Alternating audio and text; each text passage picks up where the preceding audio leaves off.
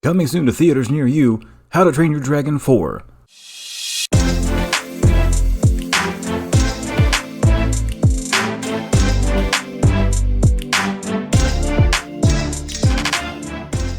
Alright, so welcome to the ultimate build guide for Hezonja, the Prince of Pain in the HP burn category. One of the members of what I call the Four Horsemen of the Burn Apocalypse. He might just be the top, because he has the highest potential for HP burn damage in the game.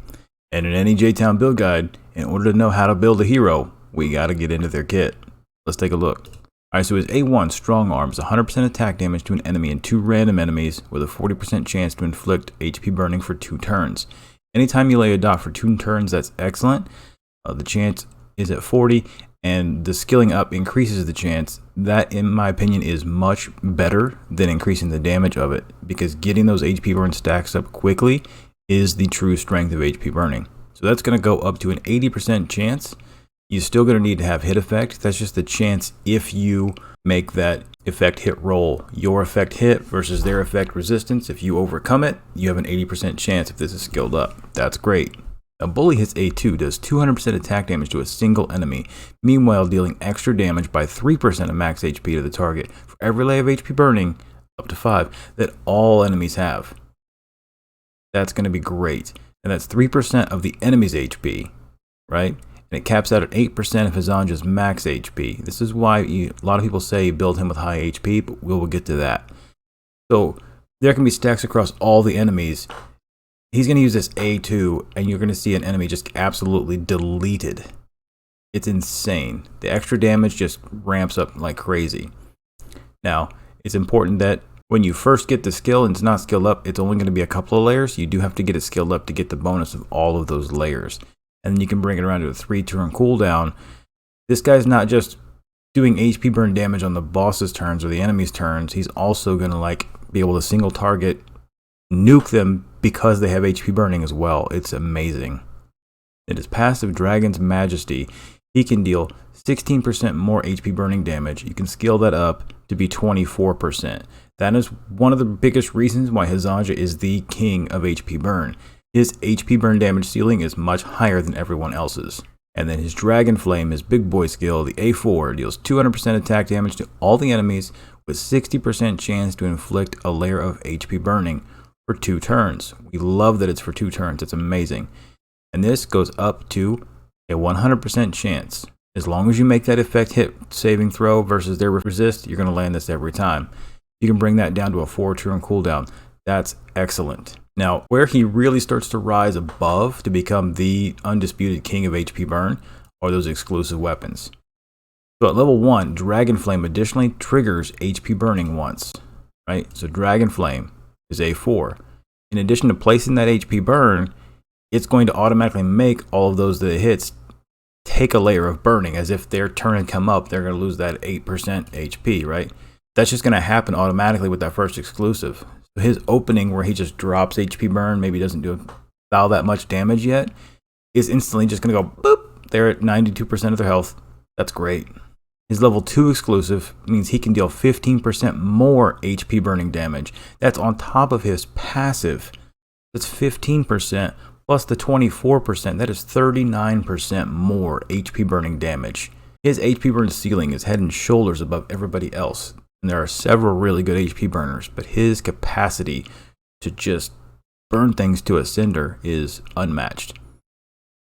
And then exclusive level 3, Bully increases each layer's extra damage to 5% of the target's max HP, meanwhile increasing each layer's max damage to 16% of his HP. This skill was already nuts as it is, right? He takes one thing and nukes it based on the stacks of burning all the enemies have for 3% of its HP per stack. But then this exclusive weapon here increases all those extra layers damage to 5% instead of the 3. And increases the damage cap to 16%. So you've essentially doubled the damage of each of those extra stacks on that nuke. So he just is going to delete something or hit a boss for a massive amount. It's insane. Alright, so now we've seen what his kit does, where his strengths lie. Let's go take a look at how to build him. Alright, now for Hezonja there are several kits you can make an argument for, But there's one thing you need to always look for, and that's HP, because he gets those few bonuses to his HP burning based on his HP. You got him fully skilled up, fully exclusive weaponed. HP is the biggest source of damage boost you can give to him by stacking that, because it caps by the percent of his, but it doesn't put a cap on what his cap can be. Obviously, at a certain point, there'll be diminishing returns. The larger the number goes, that percent's not going to grow as high. But for all intents and purposes, the sky is the limit. So my favorite set on him, granted that you're getting effect hit enough in other places, is the feather set, which is HP percent and speed. Speed's important based on the build that we're going to recommend for him. But 10% HP and 10% speed for every 2 pieces of this set is excellent in my opinion, and what I'm pretty much always going to go with. If you're struggling to land the burns, if you're early on, you can put effect hit set on. And if survivability is an issue, or you just got so much speed and hit effect elsewhere, you could look for the crit leech mastery set, right? That fearless, because he's still going to do that nuke. He's going to do a little bit of direct damage. He'll leech some, and then mastery increases that burn damage. And obviously, if you're further in the game and you can forward certain sets, the endurance set is going to be really good as well. HP rate and mastery there. Just depending on what you need, this is definitely a good set to go with as well. All right, now we go look at the emblems. And I've looked at a couple of different builds. I've tried it both ways, and it honestly depends where you're at in the game. The build I'm showing you right now is more of your 95% of the time. This is the build you want to go with. But if you are in game, you've gotten some god rolls on some of your equipment, you actually could make a different build with the attack and defense tree, utilizing the max HP 24% here on this right here. But based on the values you can get from your equipment, if you're rolling into HP percents in your substats, it's actually easier to get a higher HP cap going that route than it is to try to get more effect hit via your gear. You're going to get more effect hit support than you will HP defense, right? So it's really a min-max thing. Long story short, go with these until you're at a point where you just need so much HP and hit effect is not even an issue for you. So like always, we're going with the crit rate just because we want that nuke to hit. When his HP is full, his damage is going to increase 6%. Obviously, in the beginning of the wave, the AoE, just 6% more direct damage from it. Even though that damage is not amazing, it's still better. And then obviously this just to help him dig through shields. And then Arrogant before the end of the first turn of each wave, the direct damage is 9%. Like I said, that A2 is a single target nuke based on the HP burns, and it is direct damage, so that'll help. And then at the start of the turn, self dot damage up 1.8% up to 5 times. That would take that up to 9%. He's going to be doing a lot of HP burn dot damage. When self has a buff, damage dealt 4.5%. You should be running with other people buffing you, shielding you, things of that nature. So you're going to get that most of the time. And then for targets with a dot debuff, the dot dealt is 9%. When attacking targets HP higher than you, damage dealt 6%. That A2 nuke is going to hit harder. And then weak point, when you're attacking targets whose HP is above 50%, the dot's 9%. That helps you get those big chunky bosses down to half health much faster. And then in this set, we're going to take mastery 30% because the majority of his damage is going to come from those HP burns. And that crit damage is only really going to help on that A2 nuke. But long term, this is what you're going to go with. Now in the support tree, obviously the 4.5% hit effect.